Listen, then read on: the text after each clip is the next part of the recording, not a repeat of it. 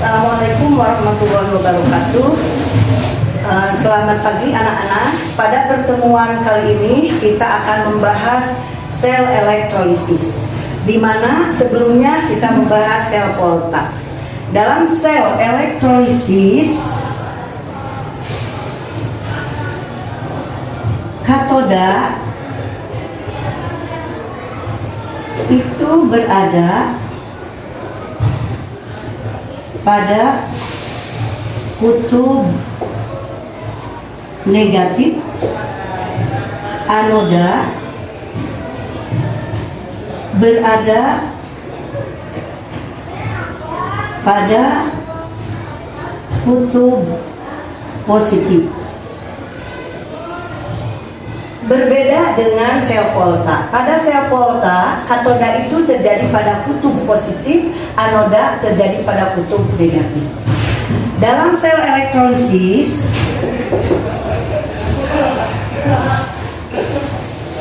terjadi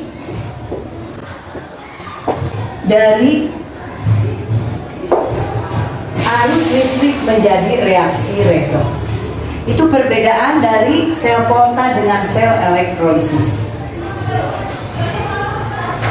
Persamaannya, dua-duanya sama mengalami reaksi redoks, baik di katoda maupun di anoda, begitu di sel Volta dan elektrolisis. Untuk mengingatkan lagi, kita ambil deret Volta.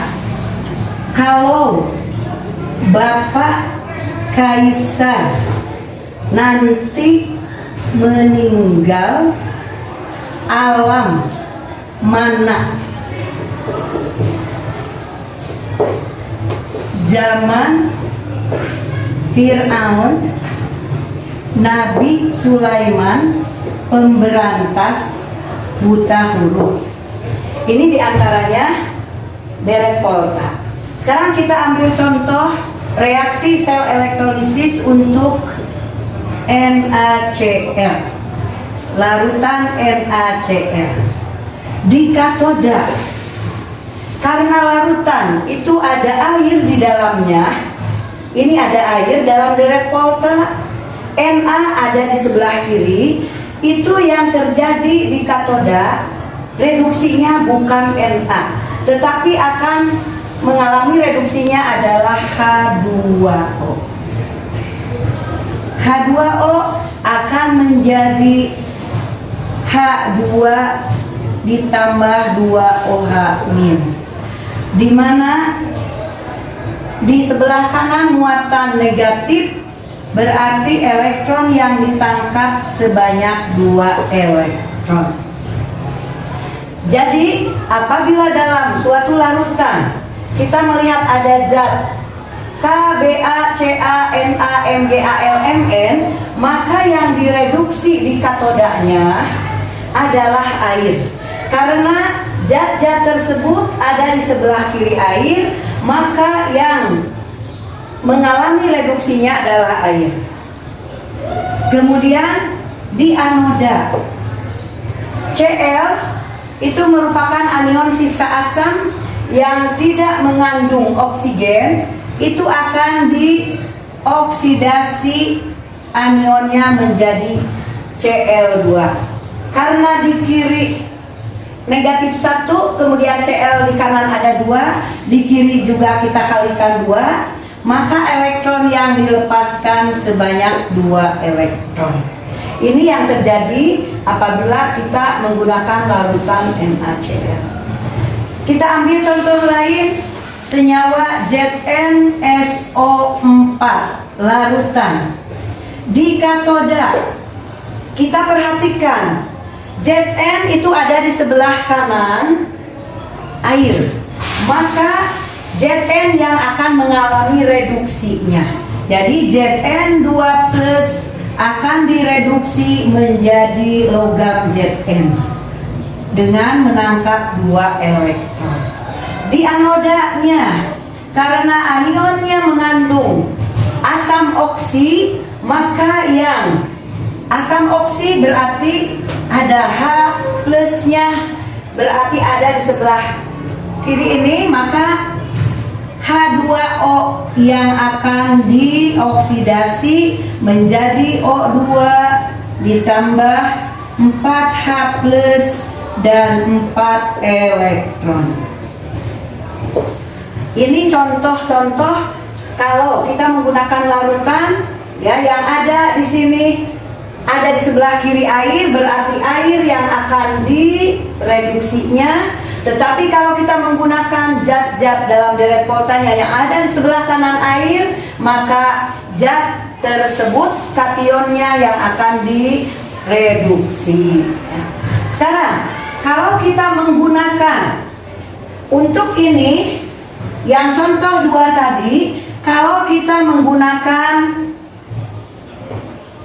elektrodanya, elektroda yang tidak bereaksi. Apa elektroda yang tidak bereaksi? Untuk mudah mengingat, PT Cau, yaitu platina, karbon, dan Au atau emas. Kalau ada platina, karbon, dan emas, maka yang berlaku di katoda, kalau zat tersebut ada di sebelah kiri air, maka air yang akan direduksi. Kalau zatnya yang ada di sebelah kanan air, maka zat tersebut yang akan direduksinya. Sekarang kalau menggunakan elektrodanya yang iner, yang ikut bereaksi, selain platina, karbon, dan emas, contoh ada besi, ada tembaga, ada nikel, ada mangan, dan sebagainya, maka ini elektrodanya akan ikut bereaksi. Kita ambil contoh, misalnya ada besi klorida, larutannya dengan menggunakan elektroda tembaga. Ya, di sini di katoda tetap kita menggunakan aturan sama, karena Fe ada di sebelah kanan air, maka Fe tersebut kationnya yang akan direduksi menjadi logam Fe. Di anoda, karena kita menggunakan elektroda yang ikut bereaksi, jadi di sini menggunakan tembaga, maka tembaga yang akan dioksidasi menjadi kationnya. Ini contoh-contoh reaksi elektrolisis dengan menggunakan elektroda yang tidak ikut bereaksi seperti platina, karbon, dan emas. Tadi kita ambil contoh 2, kemudian elektroda yang ikut bereaksi kita ambil contoh besi klorida dengan menggunakan elektroda tembaga, maka yang terjadi ini. Ya.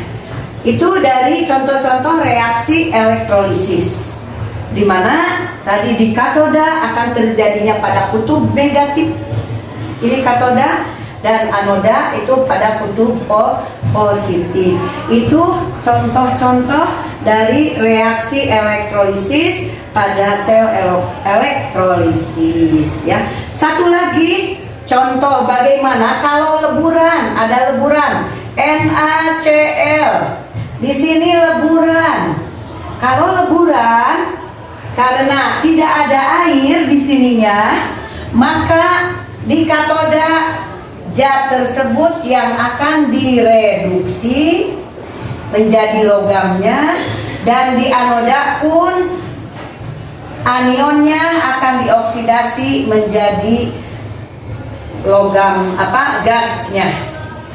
Ini contoh, ketiga contoh dari larutan. Yang pertama dengan menggunakan elektroda yang tidak ikut bereaksi, yang kedua elektroda yang ikut bereaksi, dan yang ketiga contoh dari leburan. Jadi kalau leburan karena tidak ada air di dalamnya, ya, kita tidak memperhatikan apa elektrodanya, berarti dua-duanya di katoda kationnya direduksi, anionnya dioksidasi.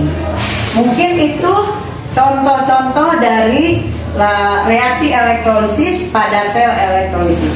Pada pertemuan yang akan datang, mungkin kita akan mempelajarinya dari zat yang dihasilkan di katoda maupun di anoda. Kita akan menghitungnya dengan menggunakan hukum Faraday, baik Faraday 1 maupun Faraday 2. Mungkin itu saja pertemuan kali ini. Semoga ada manfaat. Wassalamualaikum warahmatullahi wabarakatuh.